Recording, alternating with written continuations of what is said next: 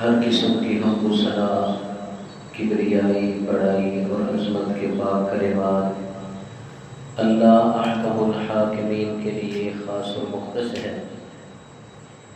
درود و سلام کے لائق امام الانبیاء، اشرف الانبیاء، افضل الانبیاء، سید ولاد آدم محمد الرسول اللہ صلی اللہ علیہ وسلم کی ذات مبارکہ مطہرہ ہے۔ مسلمانان اسلام وقت گزرنے کے ساتھ ساتھ جن کمزوریوں کا اور غلط کاریوں کا مسلسل مرتکب بنتے چلے جا رہے ہیں، ان کمزوریوں میں جہاں نمایاں طور پر عملی اعتبار سے کمزوری نظر آتی ہے، وہیں اس سے پیچھے عقائد اور نظریات کی کمزوری کہیں اس سے زیادہ نظر آتی ہے۔ یقیناً عقیدے کی، نظریے کی کمزوری ہی انسان کے اعمال کی کمزوری کا ذریعہ اور سبب بنتی ہے۔ عقیدہ ایمان جس قدر پختہ ہو، عملی اعتبار سے ایمان والا اسی قدر ہی آگے نظر آتا ہے۔ نظریات کے اندر جس قدر کمزوری ہوگی، چاہے وہ نظریہ اللہ کی ذات کے متعلق ہے، جزا سزا کے متعلق ہے، مرنے کے بعد والی زندگی اور قیامت کے حوالے سے نظریہ اور عقیدہ ہے، ان ایمانیات کے اندر انسان جس قدر کمزور ہوگا، اسی قدر ہی عملی اعتبار سے اس کی کمزوری سامنے آئے گی۔ تو مسلمانوں کے اندر جہاں پہ عقائد و نظریات کی بہت ساری خرابیاں موجود ہیں، خاص طور پر جو لوگ اپنے آپ کو اہل توحید کہلاتے ہیں، ان توحید کے دعوے داروں کے اندر ایک نظریے اور عقیدے کی کمزوری جو واضح طور پر نظر آتی ہے، اور جو اہل توحید نہیں ہے ان کے اندر یہ کمزوری ان سے بھی کہیں زیادہ نمایاں نظر آتی ہے، وہ ہے توکل کا نہ ہونا۔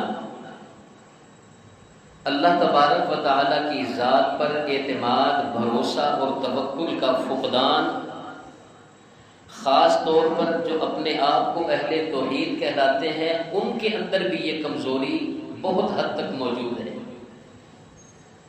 اور توکل کے حوالے سے مسلمان افراط و تفریط کا شکار ہیں۔ کوئی تو توکل کا یہ مفہوم سمجھ بیٹھے ہیں کہ بالکل کچھ کرنا کرانا ہی نہیں، بس اللہ کی ذات پہ بھروسہ کر کے بیٹھ جانا ہے، وہ سب کچھ خود ہی کرنے والا ہے۔ یہ بھی غیر اسلامی، غیر شرعی نظریہ ہے، اور کچھ دنیاوی اسباب کو لے کر بیٹھ گئے ہیں، دن رات اسی کے پیچھے پڑ گئے ہیں۔ شریعت کو پامال کیا جا رہا ہے، حقوق اللہ کا پتہ نہیں ہے، حقوق العباد کی پامالی ہے، بس دنیا کے ہی پیچھے پڑے ہوئے ہیں۔ تو معاشرے کے اندر بسنے والے افراد توکل کے حوالے سے افراط و تفریط کا شکار ہیں، جس کی وجہ سے یہ برکات سے محروم ہے، الجھاؤ اور پریشانی کا شکار ہیں، جبکہ اسلام ہمیں اس حوالے سے واضح طور پر رہنمائی دیتا ہے۔ آئیے ہم دیکھتے ہیں اسلام کا نظریہ، اسلام کی تعلیم توکل کے حوالے سے کیا ہے۔ سب سے پہلے تو ہم توکل علی اللہ کا مطلب مفہوم سمجھیں۔ اللہ پر توکل کرنے کا مطلب مفہوم یہ ہے کہ بندہ اپنے آپ کو رب کے سامنے انتہائی عاجزی کی طرف لے جائے کہ میں کچھ نہیں ہوں، سب کچھ کرنے والا تو ہے۔ اپنے آپ کو بے اختیار اور بے وقت سمجھتے ہوئے، عاجز سمجھتے ہوئے اپنے آپ کو رب کے سامنے بچھا دیتا ہے، جھکا دیتا ہے، اور پھر کسی بھی کام کو پورا کرنے کے لیے شریعت نے جو جائز اسباب بتلائے ہیں، جو جائز راستے بتلائے ہیں، جو جائز ذرائع بتلائے ہیں ان ذرائع کو اختیار کرتا ہے، لیکن ان ذرائع کو، اسباب کو اختیار کر کے انہی کو ثمر آور نہیں سمجھتا، اسی پر اعتماد نہیں کر لیتا کہ اب چونکہ میں نے یہ مرحلہ طے کر لیا ہے، اب تو رزلٹ 100% میرے حق میں ہی ہے، اب تو میں جو چاہتا ہوں وہ تو مجھے مل کے ہی رہے گا۔ اپنے آپ کو عاجز سمجھتا ہے۔ جائز اسباب جو کسی بھی کام کے لیے شریعت نے جائز قرار دیے ہیں ان کو اختیار کرنے کے بعد پھر نتیجہ اللہ پر چھوڑ دیتا ہے۔ نفع نقصان کا مالک اس رب کو سمجھتا ہے۔ کسی بھی مفید چیز کے اندر فائدہ رب کے اختیار میں سمجھتا ہے، کسی بھی چیز کا نقصان اللہ کے اختیار میں سمجھتا ہے۔ ایسا بندہ جو اپنے آپ کو بے حیثیت سمجھے، عاجز اور کمزور سمجھے، اور کسی بھی جائز کام کے لیے جائز وسائل ذرائع اختیار کر کے یہ سوچ، یہ نظریہ، یہ کامل یقین رکھ لے کہ اس کا اختیار اللہ تبارک و تعالیٰ کے ہاتھ میں ہے، وہی اس کو ثمر آور بنانے والا ہے، وہی اس کو مفید بنانے والا ہے، یہ ہے اللہ کی ذات پر توکل اور بھروسہ۔ اس توکل اور بھروسے کو انسان جس قدر مضبوط کرتا چلا جائے گا اس کا ایمان اور عقیدہ اسی قدر مضبوط ہوتا چلا جائے گا، اور اس بندے کی محنتیں پھر ثمر آور نظر آئیں گی۔ اور اگر محنت کے نتیجے میں سوچ اور خواہش کے مطابق نتیجہ نہیں ملا پھر بھی یہ بندہ پریشان ہونے والا نہیں ہے، کیونکہ یہ اللہ پر بھروسہ کیے بیٹھا ہے، رب پر یقین کیے بیٹھا ہے۔ یہ توکل اور بھروسے کا مفہوم ہے۔ اگلے نمبر پر یہ توکل اور بھروسہ کرنا کس پر چاہیے، شریعت اس حوالے سے مکمل رہنمائی کرتی ہے۔ فرمایا وعد اللہ فتوکلوا ان کنتم مؤمنین، اگر ایمان کا دعویٰ تمہارا سچا ہے، اگر تم صحیح معنوں میں مومن ہو، وعد اللہ فتوکلوا، تو پھر اللہ ہی وہ ذات ہے جس کے اوپر تم بھروسہ کرو گے، رب ہی وہ ذات ہے جس پر کامل یقین رکھو گے، اعتماد رکھو گے کہ نفع نقصان کا اختیار صرف اور صرف اسی کے پاس ہے۔ وعد اللہ فتوکلوا، اللہ ہی پر تمہیں بھروسہ کرنا چاہیے، ان کنتم مؤمنین، اگر تمہارے پاس ایمان ہے۔ انما المؤمنون الذین، فرمایا مومن تو ہیں ہی وہ لوگ، اذا ذکر اللہ وجلت قلوبہم، جب ان کے سامنے اللہ کا ذکر کیا جاتا ہے دل ڈر جاتے ہیں۔ وَإِذَا تُلِيَتْ عَلَيْهِمْ آیَاتُ، رب کی آیات پڑھ کر سنائی جائیں تو ایمان بڑھ جاتا ہے، اطاعت میں آگے بڑھتے ہیں، نافرمانیوں سے پیچھے ہٹ جاتے ہیں۔ وَعَلَىٰ رَبِّهِمْ يَتَوَكَّلُونَ، اور صحیح معنوں میں مومن ہیں ہی وہی جو اپنے رب پر مکمل بھروسہ اور یقین اور اعتماد کرنے والے ہیں۔ وَمَن يَتَوَكَّلْ عَلَى اللَّهِ فَهُوَ حَسْبُهُ، اللہ فرماتے ہیں بھروسہ کر کے تو دیکھو، جس نے بھی اللہ کی ذات پہ بھروسہ کیا فَهُوَ حَسْبُهُ، وہ اللہ اسے کفایت کرتا ہے، وہی اسے کافی ہو جاتا ہے۔ یہ قرآن مجید کی چند آیات جو میں نے آپ کے سامنے رکھی، جن سے یہ بات واضح ہو رہی ہے کہ قابل اعتماد ذات صرف اور صرف اللہ کی ذات ہے، قابل یقین اور بھروسہ صرف اور صرف اللہ کی ذات ہے۔ رب کی ذات سے ہٹ کے چاہے ولایت کے کوئی جتنے مرضی اونچے درجے پر کیوں نہیں، چاہے اس کی ہمارے ساتھ ہمدردیاں، پیار اور محبت جس قدر انتہا کو پہنچا ہوا کیوں نہیں، اللہ کی ذات سے بڑھ کر ہمارے لیے کوئی قابل اعتماد نہیں ہے۔ کیوں؟ تمام اختیارات کا مالک اللہ تبارک و تعالی ہے۔ نبی کریم صلی اللہ علیہ وسلم نے ہماری اس حوالے سے بھرپور رہنمائی کی کہ اللہ پر بھروسہ کرنا ہے، رب پر یقین کرنا ہے، اعتماد کرنا ہے۔ کیا یہ بھروسہ بغیر اسباب کو اختیار کیے رب پر کر لینا ہے؟ اگرچہ یہ مومن کا نظریہ ہونا چاہیے، یہ عقیدہ ہونا چاہیے کہ اللہ اسباب کا محتاج نہیں ہے۔ اذا اراد شيئا ان يقول له كن فیکون، وہ تو ایسا با اختیار ہے، وہ تو خود مسبب الاسباب ہے، وہ تو علی کل شیء قدیر ہے، وہ تو جو چاہتا ہے وہی کرتا ہے۔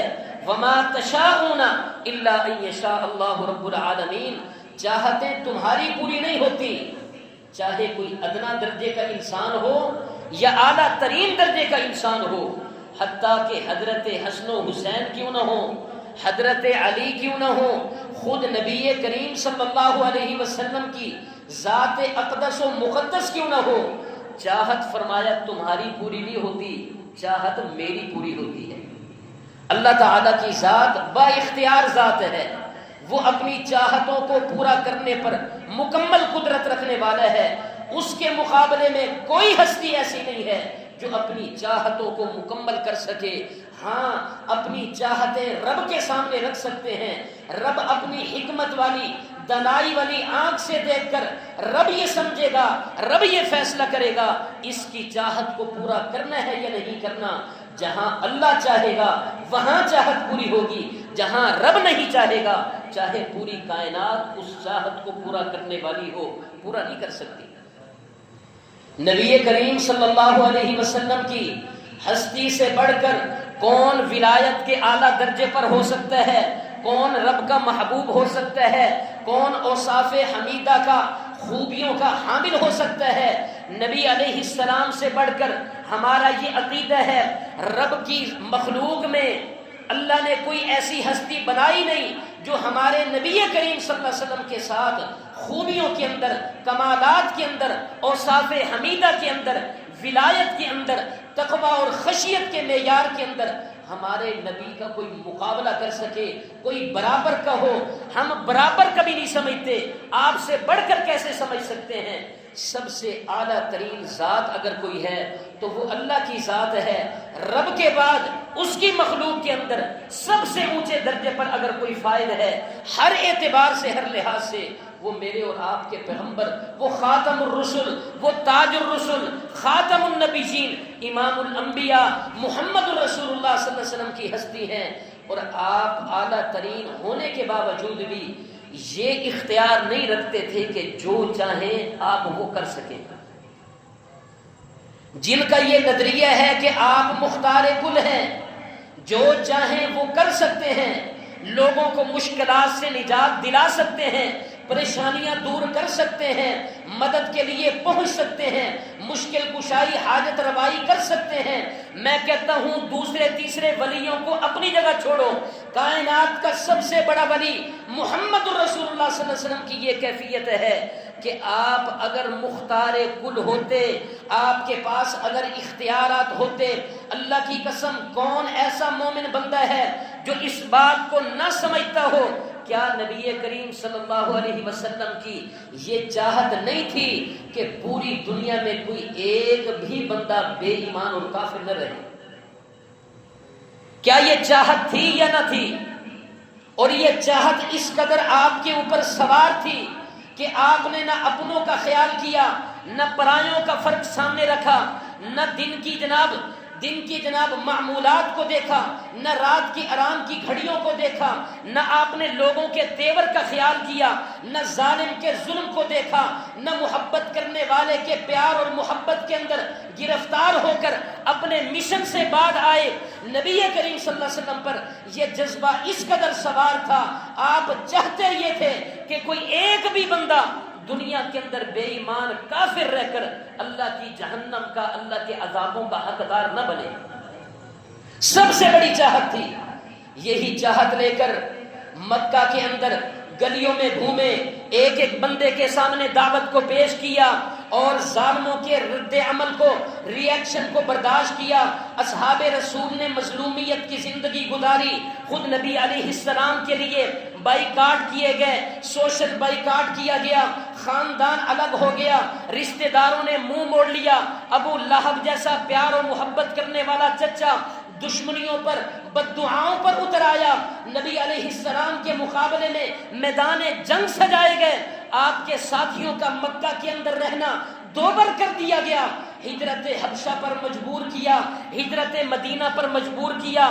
نبی علیہ السلام مکہ کو چھوڑ رہے ہیں کس بے کسی اور بیچارگی کے عالم میں. مکہ کی محبت دل کے اندر موزن ہے.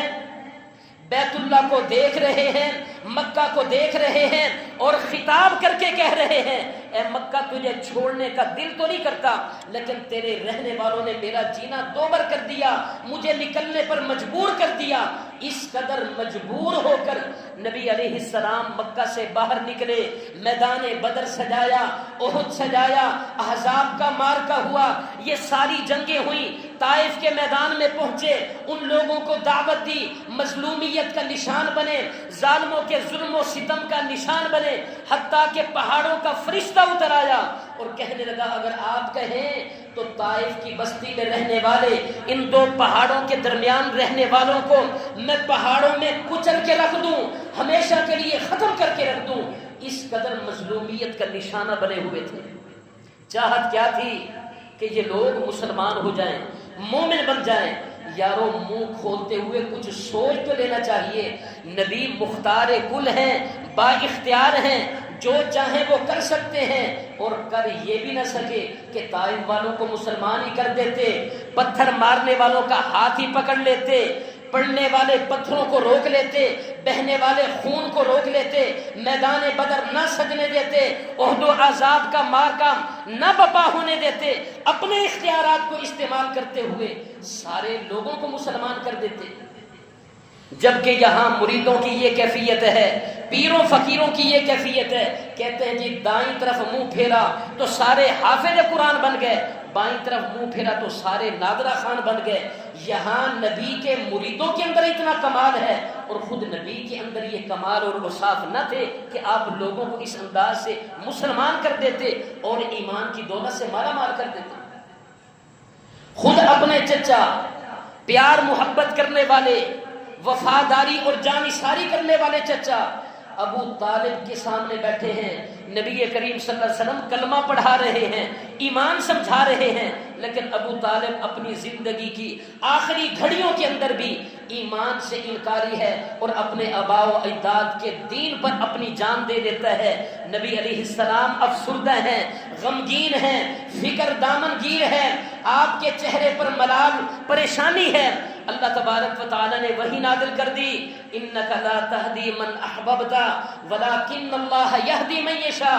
اے میرے پیارے پیغمبر, جسے آپ چاہیں, جس کو آپ ہدایت دینا پسند کریں, انک لا تہدی من احببت, آپ ہدایت نہیں دے سکتے.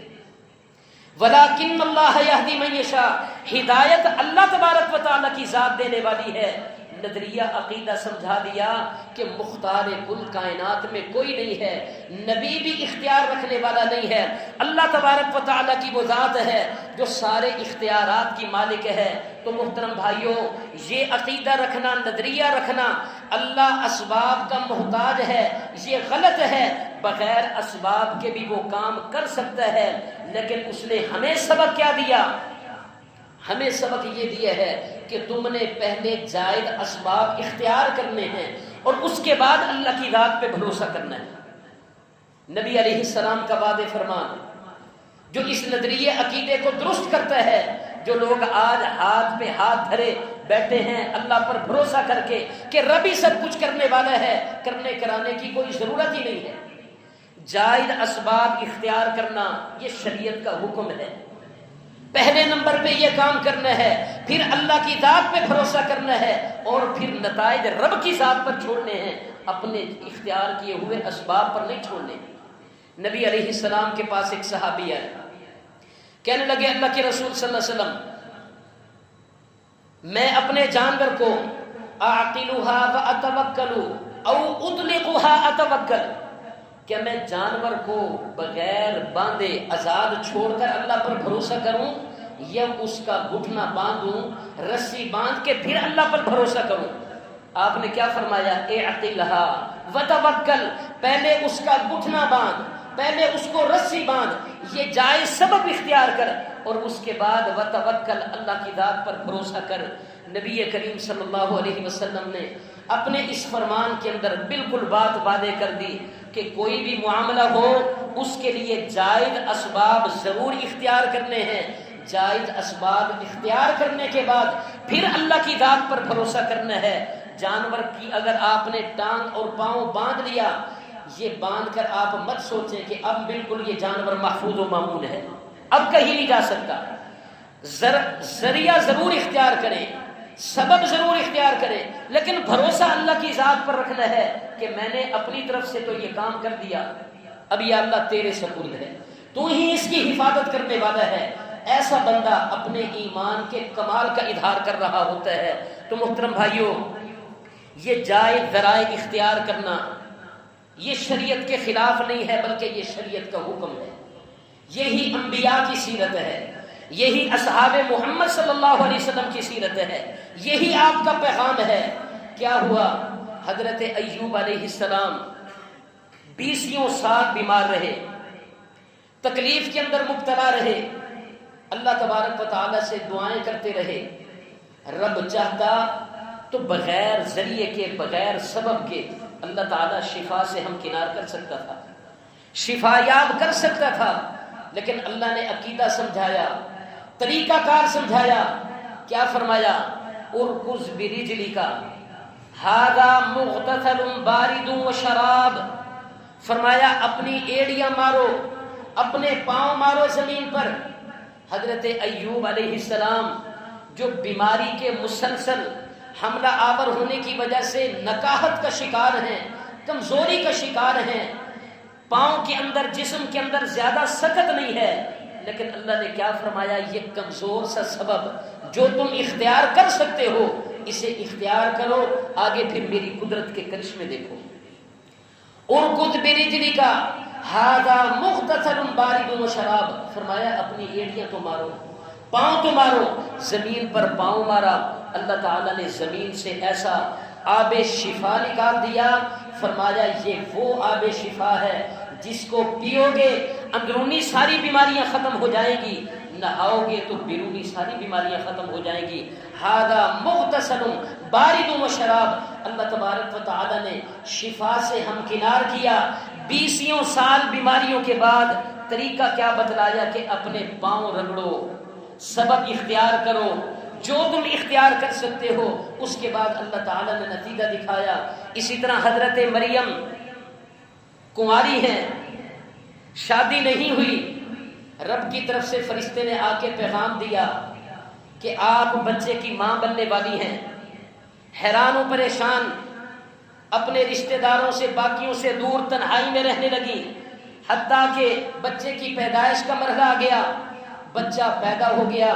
اللہ تبارک و تعالیٰ نے کیا فرمایا؟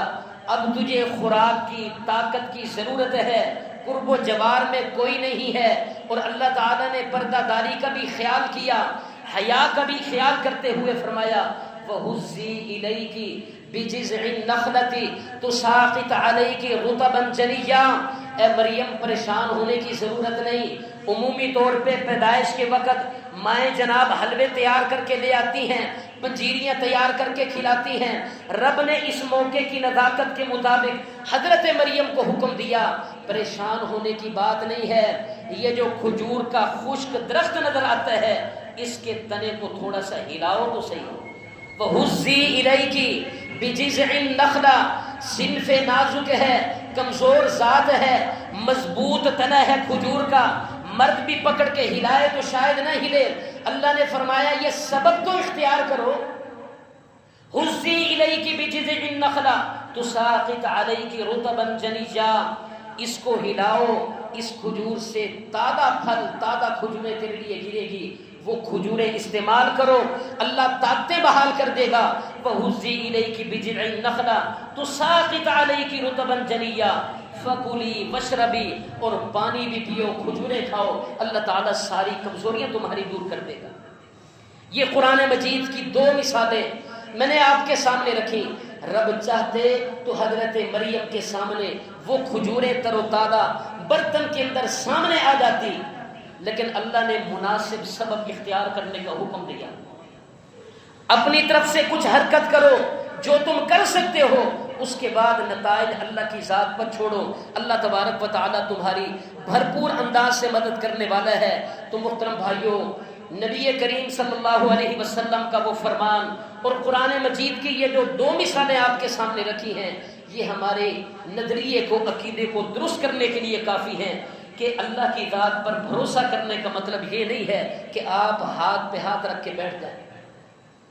اللہ غفور الرحیم ہے، اللہ علی کل شیء قدیر ہے، کہتے ہیں جی اللہ رزاق ہے، رزق کی ذمہ داری اس نے اپنے اوپر لی ہے، وہ مہربان ہے، وہ کھلائے گا پلائے گا، ہاتھ پاؤں مارنے کی ضرورت نہیں، بس تم گھر میں بیٹھے رہو، تسبیحاں پڑھتے رہو، ذکر اذکار کرتے رہو، عبادت کرتے رہو، سب کچھ تمہارے پاس پہنچ جائے گا۔ نہیں محترم بھائیوں، ہر کام کے لیے اللہ تعالیٰ نے جو جائز اسباب دیے ہیں اختیار کرنے کے لیے، ان کو اختیار کرنا ہے، اور اختیار بھی اس انداز سے کرنا ہے کہ ان اسباب کو اختیار کرتے ہوئے شریعت پامال نہیں ہونی چاہیے، شریعت کا کوئی حکم پامال نہیں ہونا چاہیے۔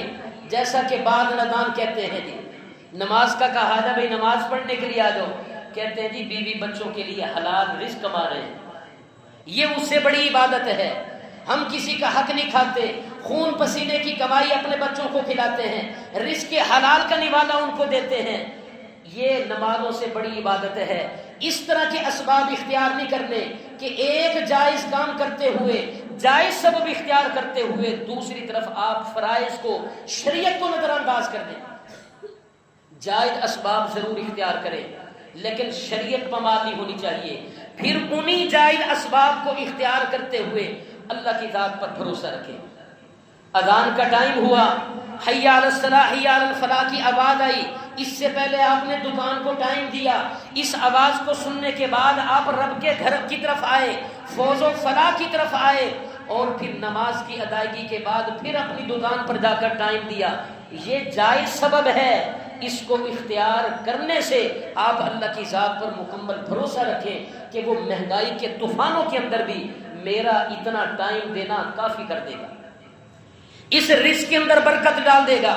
اور اگر یہ سوچ کر بیٹھ جائیں بھئی کمائیں گے نہیں تو کھائیں گے کہاں سے، مہنگائی کا دور ہے، بڑے بڑے خرچے ہیں، بھئی سارا دن بیٹھنا پڑتا ہے، دن رات ایک کرنا پڑتا ہے، نمازوں کی فکر نہیں ہے، حلال حرام کی فکر نہیں ہے، بیٹھا ہے دکان کے اوپر بھروسہ کر کے۔ محترم بھائیوں، اس بندے کی پوری نہیں پڑ سکتی، یہ شریعت کو نظر انداز کرنے والا ہے، شریعت کو پامال کرنے والا ہے۔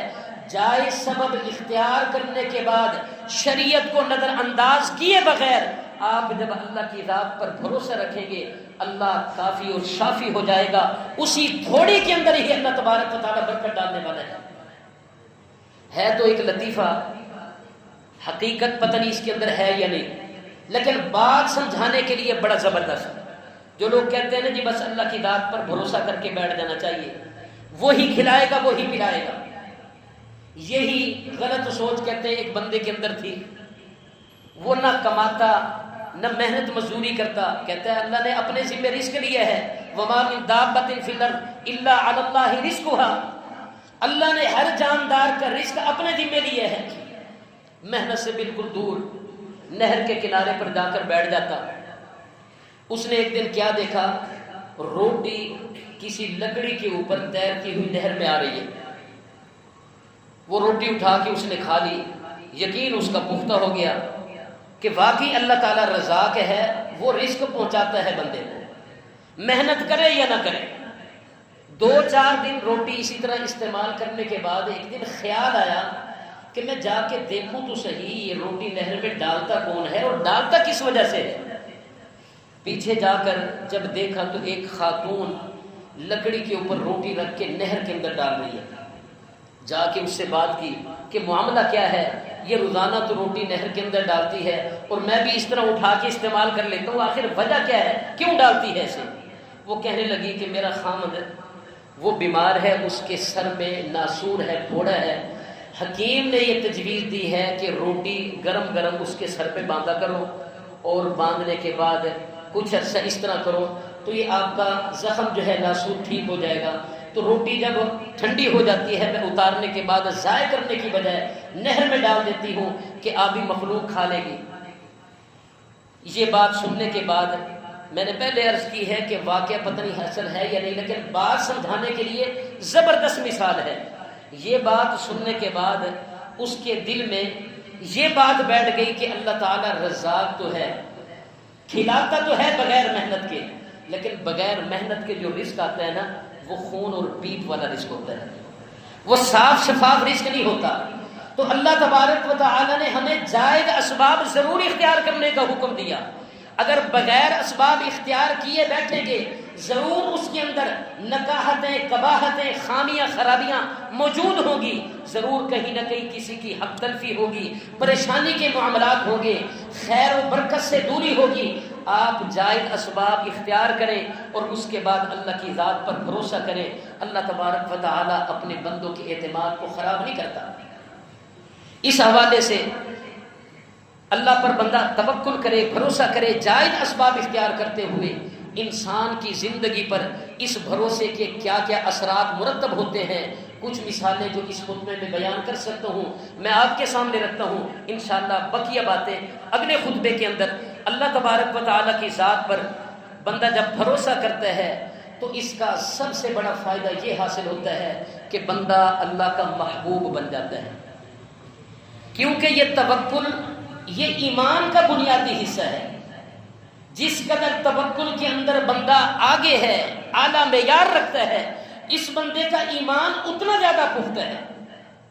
اور جو ایمان کے اندر پختہ ہو جائے اللہ تبارک و تعالیٰ اپنے مومن بندوں سے ہی پیار اور محبت کیا کرتے ہیں۔ اللہ تعالیٰ نے قرآن مجید کے اندر واضح طور پہ فرمایا فَإِذَا عَزَمْتَ فَتَوَكَّلْ عَلَى اللَّهِ، جب تو پختہ عزم کر لے کسی بات کا اور اس کے جائز اسباب اختیار کر لے، یہ پختہ عزم کے اندر شامل ہے، صرف ارادے کی حد تک بات نہیں۔ جب کسی کام کا پختہ عزم کر لے یعنی اس کے مناسب اور جائز اسباب اختیار کر لے، فتوکل علی اللہ، تو پھر تو معاملہ اللہ کے سپرد کر دے، بھروسہ پھر اللہ کی ذات پر۔ ان اللہ یحب المتوکلین، کیونکہ اللہ توکل کرنے والوں اور بھروسہ کرنے والوں کے ساتھ پیار کرتا ہے، محبت کرتا ہے۔ اللہ پھر اپنے محبوبوں کو ضائع نہیں ہونے دیتا۔ کیسے توکل کرنا ہے؟ جیسے محمد کریم صلی اللہ علیہ وسلم نے میدان بدر کے اندر کیا، نہتے تھے، ظاہری طور پر کوئی اسباب موجود نہیں ہے، مضبوط تیاری نہیں ہے، لیکن رب نے حکم دے دیا وَإِذْ غَدَوْتَ مِنْ أَهْلِكَ تُبَوِّئُ الْمُؤْمِنِينَ مَقَاعِدَ لِلْقِتَالِ أُذِنَ لِلَّذِينَ يُقَاتَلُونَ بِأَنَّهُمْ ظُلِمُوا وَإِنَّ اللَّهَ عَلَى نَصْرِهِمْ لَقَدِيرٌ۔ رب نے حکم دے دیا مظلومیت کی اب تک زندگی تم برداشت کرتے رہے، اب مقابلہ کرنے کا موقع ہے، نکلو گھروں سے، اللہ تبارک و تعالیٰ پر بھروسہ رکھو۔ ان اللہ علی نصرہم لقدیر، اللہ ان کی مدد کرنے پر مکمل طاقت رکھتا ہے، قدرت رکھتا ہے۔ نبی کریم صلی اللہ علیہ وسلم نکلے، جو تلواریں موجود تھیں وہی لی، باقی کھجور کی چھڑیاں تھما دی، جو جمع پونجی تھی مسلمانوں کی ان کو بھی ساتھ لیا، نوجوان لیے، بوڑھے لیے، بچے لیے، 313 کی تعداد، بے سر و سامانی کے عالم میں جو مناسب اسباب سامان ساتھ لے جا سکتے تھے وہ اٹھا کر لے گئے اور اللہ کے سامنے سب کچھ رکھ دیا، پھر رب کے اوپر چھوڑ دیا۔ یا اللہ اب تیری ہی مدد اگر آ سکتی ہے، آئے گی تو ہم یہاں پہ غلبہ اور فتح پا سکتے ہیں، اگر تیری مدد نہ آئی تو یہ مٹھی بھر مسلمان جو مکہ کی 13 سالہ محنت کا نتیجہ ہے، یا اللہ یہ سارے کے سارے ختم ہو جائیں گے، پھر دنیا میں تیرا نام لینے والا کوئی نہیں ہوگا۔ اللہ تبارک و تعالی نے اپنے بندوں کے جائز اور مناسب اسباب اختیار کرنے کے بعد اللہ تعالیٰ نے ان کو تسلی دی، پریشان ہونے کی ضرورت نہیں۔ آسمان سے فرشتوں کی ایک جماعت آ رہی ہے، دیکھو تم اپنی آنکھوں سے، نبی کریم صلی اللہ علیہ وسلم دیکھتے ہیں جبرائیل امین جنگی لباس پہن کر، ہتھیار زیب تن کر کے اپنے 1000 کے لشکر کے ساتھ میدان بدر میں دشمن کا مقابلہ کرنے کے لیے تیار کھڑے ہیں۔ رب نے یہ فتح کے مدد کے اپنے نظارے دکھائے، وَإِنَّ اللَّهَ عَلَى نَصْرِهِمْ لَقَدِيرٌ۔ جائز اسباب تم اختیار کرو، پھر نتیجہ دیکھو اللہ تعالیٰ کیسے دیتے ہیں۔ صحابہ ابھی کھجور کی چھڑیاں دشمن کی گردن کے قریب لے جاتے تھے، اللہ کے فرشتے دشمن کی گردن کاٹ کے پہلے زمین پر گرا دیتے تھے۔ سبب تو اختیار کریں، اللہ پر یقین اور بھروسہ تو کریں، نکلے تو صحیح۔ اللہ بندے کو سست اور کاہل نہیں بناتے. اللہ بٹھا کر کھلانا پسند نہیں کرتے کہ میرے بندے بے حس ہو کے بیٹھے رہیں سست اور کاہل بن جائیں. اللہ کی فطرت، اللہ کا مزاج یہ ہے. اللہ ہمیں یہ سکھاتے ہیں کہ تم محنت تو کرو، جائز سبب تو اختیار کرو. میں تم پر تمہاری حیثیت سے، طاقت سے بڑھ کے تمہاری ذمہ داری نہیں لگاتا. جائز سبب اختیار کرو، پھر نتائج دیکھو اللہ تعالیٰ کیسے تمہیں عطا کرتے ہیں. فَإِذَا عَزَمْتَ فَتَوَكَّلْ عَلَى اللَّهِ، جب پکا عزم کر لے، جائز اسباب اختیار کر لے، رب پر بھروسہ کر. ان اللہ یحب المتوکلین، اللہ تبارک و تعالیٰ اپنے اوپر اعتماد کرنے والے، توکل کرنے والوں کو اللہ تعالیٰ اپنا محبوب ٹھہراتے ہیں. اللہ پر بندہ جب بھروسہ کرتا ہے تو رب بندے کو کیا فائدے دیتے ہیں، انسان کی زندگی میں اس کے کیا اثرات مرتب ہوتے ہیں. محترم بھائیوں، اللہ تعالیٰ انسان کی رزق روزی کے حوالے سے کافی اور شافی ہو جاتے ہیں. رب پر جو بندہ بھروسہ کرتا ہے اللہ اس کو ایسی ایسی جگہوں سے رزق عطا کرتے ہیں کہ بندہ وہم و گمان بھی نہیں کر سکتا. یہ رب پر اعتماد اور توکل کرنے کا بھروسہ ہے. نتیجہ ہے نبی کریم صلی اللہ علیہ وسلم نے فرمایا اگر تمہارا اعتماد بھروسہ پرندوں کی طرح ہو جائے تو اللہ تبارک و تعالی تمہارے لیے رزق کے دروازے کھول دے. پرندوں کو تم دیکھو کیا کرتے ہیں، صبح کے ٹائم خالی پیٹ نکلتے ہیں اللہ پر بھروسہ اعتماد کرتے ہوئے، شام کو کوئی بھی پرندہ خالی پیٹ واپس اپنے گھر نہیں لوٹتا. جبکہ ہم دیکھتے ہیں ان کے گھروں کے اندر نہ اناج کا سٹور ہے، نہ انہوں نے جناب خوراک کی ٹینکیاں رکھی ہوئی ہیں، نہ انہوں نے جناب سالانہ ماہانہ راشن جمع کیا ہوا ہے. بالکل خالی گھونسلے ان کے، صبح کے ٹائم محنت مزدوری کے لیے نکلتے ہیں، اللہ پر بھروسہ کرتے ہیں اور اللہ ایسا رزق دیتا ہے کہ کوئی بھی پرندہ خالی پیٹ واپس نہیں آتا. اللہ پر جب بھروسہ کیا جائے تو رب رزق روزی کیسے دیتے ہیں. نبی کریم صلی اللہ علیہ وسلم نے ایک زبردست اس حوالے سے مثال پیش کی ہے. رہا موقع تو انشاءاللہ پھر آپ کے سامنے بیان کریں گے. اللہ تبارک و تعالی عمل کرنے کی توفیق عطا فرمائے.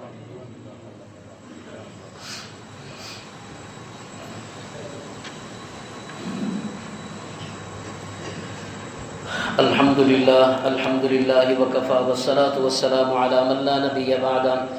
اما بعد فقد قال اللہ تبارک و تعالی یا ایہا الذین آمنوا اذا نودی للصلاة من یوم الجمعہ فاسعوا الى ذکر اللہ وذروا البیع ذالکم خیر لکم من کنتم تعلمون. اللهم صل على محمد وعلى آل محمد كما صليت على إبراهيم وعلى آل إبراهيم إنك حميد مجيد. اللهم بارك على محمد وعلى آل محمد كما باركت على إبراهيم وعلى آل إبراهيم إنك حميد مجيد. اللهم انفعنا بما علمتنا وعلمنا ما ينفعنا وزدنا علما. اللهم اهدنا الصراط المستقيم صراط الذين أنعمت عليهم غير المغضوب عليهم ولا الضالين. اللهم اشف مرضانا ومرضى المسلمين شفاء كاملا عاجلا غير آجل لا يغادر سقما. رب ارحمهما كما ربياني صغيرا رب ارحمهما كما ربياني صغيرا. اللهم اكفنا بحلالك عن حرامك وأغننا بفضلك عمن سواك. اللهم إنا نسألك ما سألك عبدك ونبيك ونعوذ بك من شر ما عاد منه عبدك ونبيك. سبحان ربك رب العزة عما يصفون وسلام على المرسلين والحمد لله رب العالمين.